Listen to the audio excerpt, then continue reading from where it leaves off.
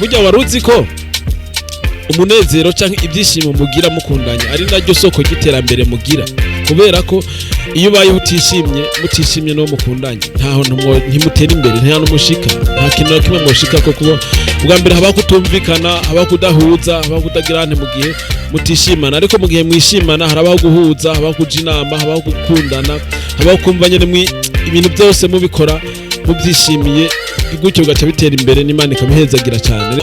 Umuntu atanga icyo afise, umuntu ayuzuye umunezero ashaka guha umunezero abandi bakaryoherwa, yuzuye inyigisho arashaka naho gutanga inyigisho abantu bakishima bakiga bikagenda neza. Rero bwa mbere ntushire umutima muremure go ku mahera, ega amahera azoza, mugabo ntushire umutima muremure ku mahera, shira umutima muremure ko ugomba urokore ubuzima bw'abandi bantu benshi, kuko ino myaka tugezemwo ni ya myaka usanga ingo nyinshi zirimo amastress, ingo nyinshi zirimo ibibazo. Abakera no bavuze ngo akanyoni katagurutse nikamenya iyo bweze. Rero ibyiza iyo umuntu agiye atemberera izindi ngo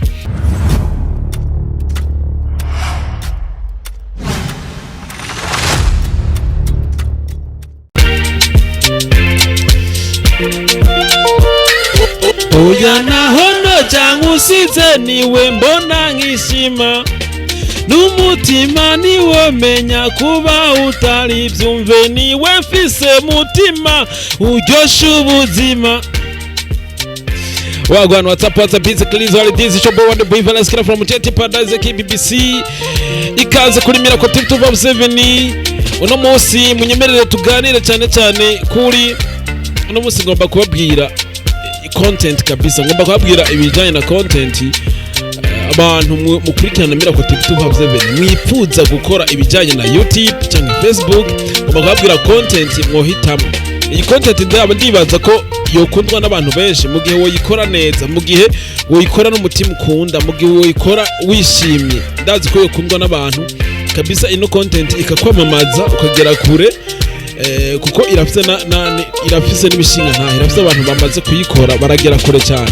No musi rero ujana nanje kuri ntuze kuri muri kino kiganiro ngira nabwire content mwokora kugira ngo ukujya mumva mu bishaka kubikora. Musanzwe ndiko kumbwira abantu bagomba gukora bino bintu, abantu bumva bashaka kudapisha gusa telefone batunze, abantu babona cyangwa usanga bafise n'uburyo mugabo bakabona bagomba ko bokora bafite ikintu bakora gitaramisha abantu, cigisha abandi, abantu bakagikunda bakabibamwe nyene babakunda, kandi bikanatuma bamamara bo nyene ubwabo bashika kure bamamara.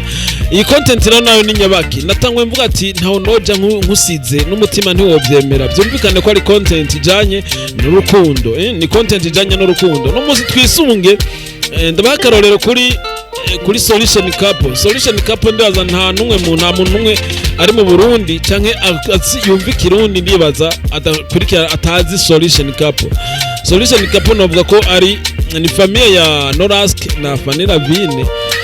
Bo bahisemo kuvuga twe turi solution family canke turi solution couple kugira ngo bigisha abandi, bateramisha abandi cyane bisunze ibikunda kuba mu rugo canke ibikuntu bikunda kuba ku bakundanye, bikunda kuba mu bakundanye. Rero nakubwira ko ino iyi content nawe no yikora iraza kwigisha abantu, iraza gutuma abantu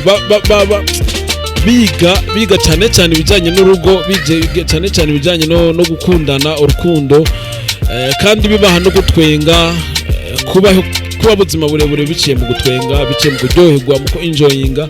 Rero ni byiza nawe ko wogira uruhara mu bijanye n'ingo, ni byiza ko nawe wogira uruhara mu bijanye no gutwenga canke no kuryoherwa no ku enjoyinga kabisa.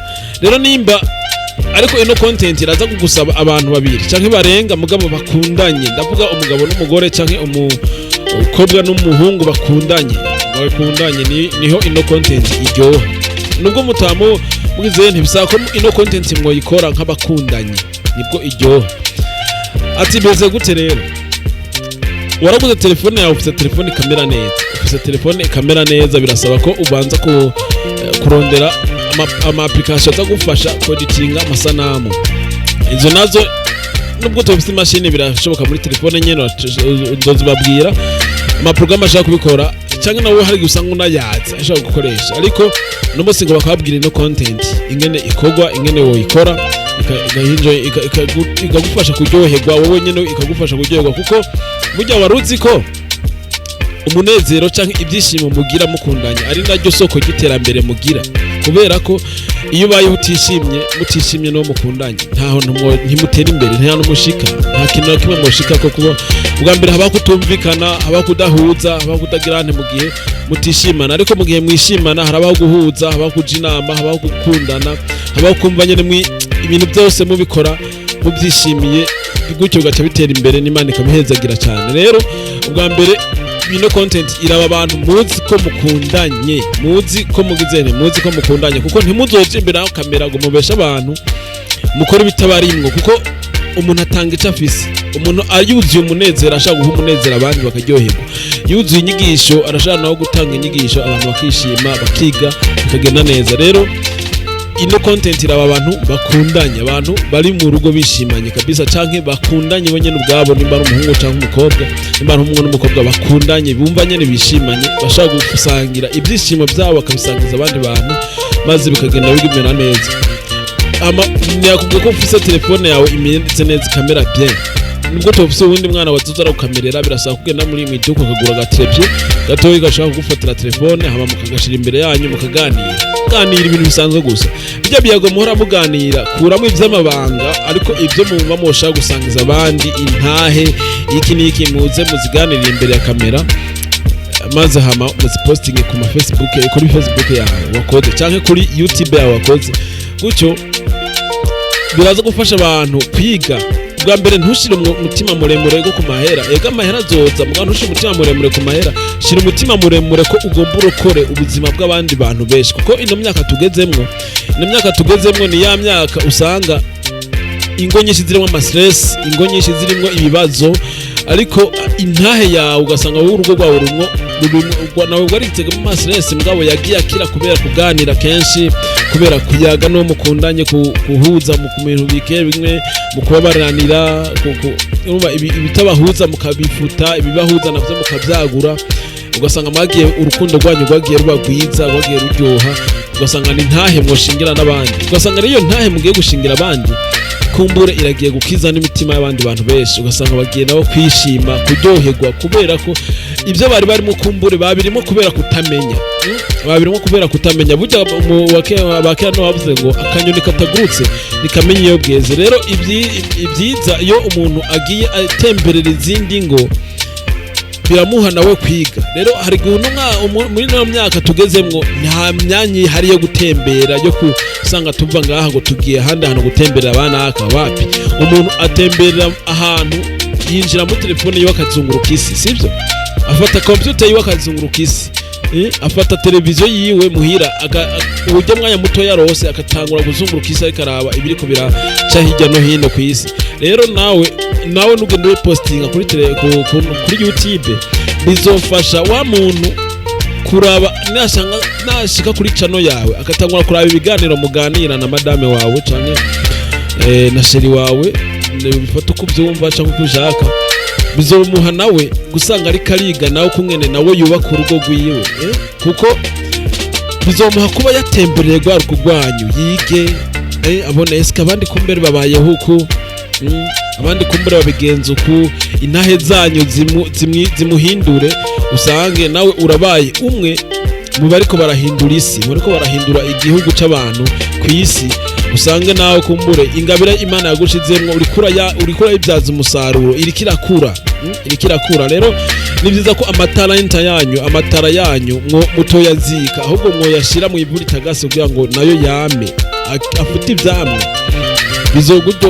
gutyo nawe urashaka gusanga nawe nushika ahantu uko ratembera ukumva abo wafashije, abahindutse bariko baragusifira, bakubwira byinshi jambo meza, bakubwira warakoze, video ini wapostinze yaraduhinduye, yaraturyoheye, nawe uzokumva ibyishimo, nawe ugarukana umunezero wishimye. Gutyo ego nakubwiye ntushire umutima muremure ku mahera ugiye kuronka, ariko ega amahera azoza, ariko ushira umutima ku bantu ugiye guhindura. Rero iyi content ni mwayikora neza, mwishimye, munezerewe, muri imbere ya kamera mugaragara neza, mwishimye, mumeze neza, mwerekana urukundo rwimbitse, mwerekana mwumviriza amajambo y'ubwenge mu rugo canke mu rukundo, bizofasha abantu benshi guhinduka, bizofasha abantu benshi kumva nabo ubwabo ko kumenga bari barazimiye, gutyo nabo bagarukana iminezero yabo mu ngo, ingo zibandanye kuba nziza. Rega baravuze ngo igihugu ciza gihera mu rugo, igihugu ciza gihera mu rugo. Iyi mugihe ingo zitameze neza n'igihugu nta mahoro gifite,